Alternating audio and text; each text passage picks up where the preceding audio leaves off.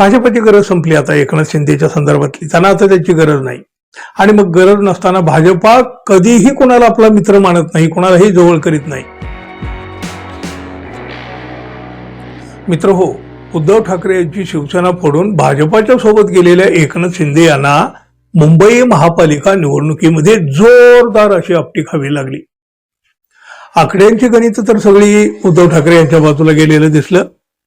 आणि बघा, हे जर आकडे आपण पाहिले, तपासले ना, तर मुंबईतल्या मराठी माणसांनी शिंदे गटाकडे चक्क पाठ फिरवलेली दिसते. आणि खरी शिवसेना एकनाथ शिंदे यांची नव्हे, तर ती उद्धव ठाकरे यांची आहे, यावर या मराठी मतदारांनी शिक्कामोर्तब सुद्धा केलेला आहे.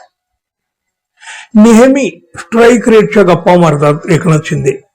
आपण यावेळेला महापालिका निवडणुकीमध्ये एकनाथ शिंदे यांचा स्ट्राईक रेट कुठंच नाही, रसा तळाला गेलेला तो आकडेवारीनं आता दाखवूनही दिलेला आहे.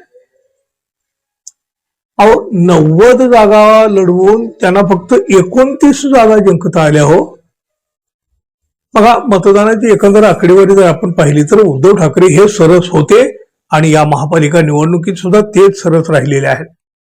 पण इकडं एकनाथ शिंदे गटाला महापौर पद मिळण्याची आशा आहे, अपेक्षा आहे, त्यांची त्याची स्वप्न आहेत. बघा, सर्वाधिक म्हणजे 89 जागा जिंकलेला भाजपा कुठल्याही परिस्थितीमध्ये शिंदे गटाला महापौर पद देणार नाही, अगदी उघड आहे. तरी सुद्धा दिल्लीवरून आदेश येतील आणि मग देवेंद्र फडणवीस यांना गप्प राहावं लागेल अशा एका स्वप्नात शिंदे गट रमलेला होता. अमित शहा आणि देवेंद्र फडणवीस यांच्यातले संबंध आता चांगले राहिलेले नसल्याचं म्हटलं जातं आणि त्यामुळं फडणवीस यांना दाबण्यासाठी अमित शहा हे एकनाथ शिंदे यांच्या बाजूला उभे राहतील अशी एक अपेक्षा या शिंदे गटाला होती. आणि त्याच आधारावर एकनाथ शिंदे यांच्या महत्वाकांक्षाला अगदी धुमारे फुटलेले होते. पण आता मात्र दिल्लीच्याच आदेशानं एकनाथ शिंदे यांच्या महत्वाकांक्षेला सुरुंग लागलेला आहे, सुरुंग. यंदा भाजपानं कुठल्याही परिस्थितीमध्ये आपल्या पक्षाचा महापौर मुंबई महापालिकेवर बसवायचाच असा चंग गेल्या कित्येक महिन्यापासून बांधलेला होता.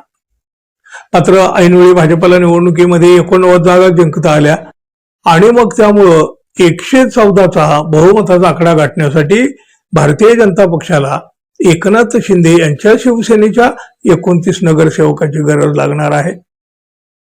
भाजपची नेमकी हीच अडचण ओळखून एकनाथ शिंदे यांनी मुंबई महानगरपालिकेचं महापौर पद पहिल्या 2.5 वर्षासाठी आपल्याला मिळावं, स्थायी त्याचबरोबर इतर समित्यामध्ये योग्य वाटा मिळावा अशी भूमिका घेतली, तशी मागणी केली. आणि मग त्यामुळे भाजप आणि शिंदे गटामध्ये तणावाचं वातावरण निर्माण झालं.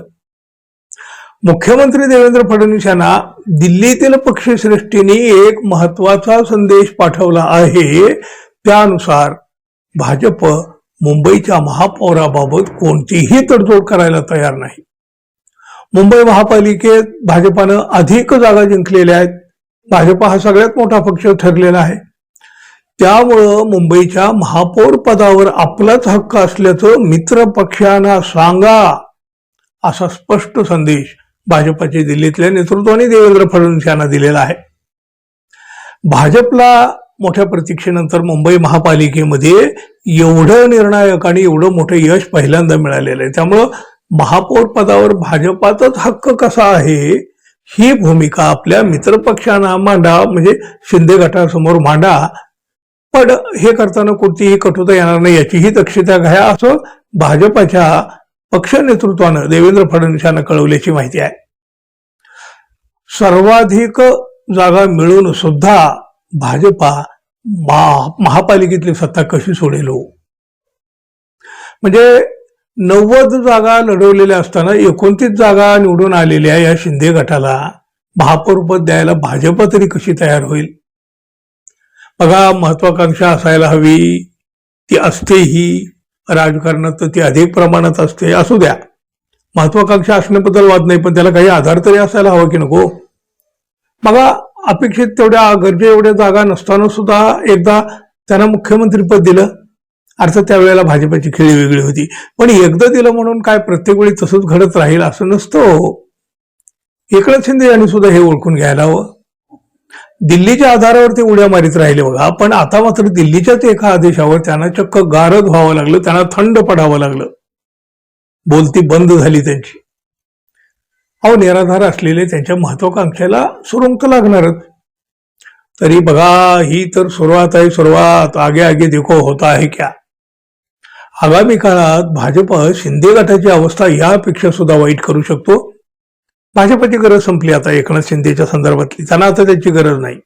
आणि मग गरज नसताना भाजपा कधीही कोणाला आपला मित्र मानत नाही, कोणालाही जवळ करीत नाही. उलट मित्र असलेल्याला सुद्धा मैत्री करून संपवून टाकण्यामध्ये भाजपाचा हात कुणी धरीत नाही. आता भविष्यामध्ये शिंदे गटाचा कसा खुळखुळा केला जातोय हे पाहणं मात्र मोठं मनोरंजक असेल. दिसेल आपल्याला भविष्यात काय काय घडते ते. मित्र हो, धन्यवाद. पुन्हा भेटू. नमस्कार.